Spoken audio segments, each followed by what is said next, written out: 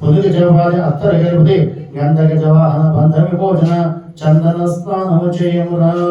గంధద్వారాం దర్శనం విష్ణుదేవీశ్వరీకం సర్వభూతానాం కామరే పూర్ణపుష్పాంతరయుక్త స్వామి ద్రవం చందనాభిషేకం సమర్పయామి గంధాభిషేక ప్రిడే గంధాభిషేక ప్రిడే గంధాభిషేక ప్రిడే గంధాభిషేక ప్రిడే గంధాభిషేక ప్రిడే గంధాభిషేక ప్రిడే స్వామి స్వామి స్వామి రెండు తాలూకాలు తీసుకుని గంధం తీయిందని అందరికి బొట్టి ఇవ్వండి.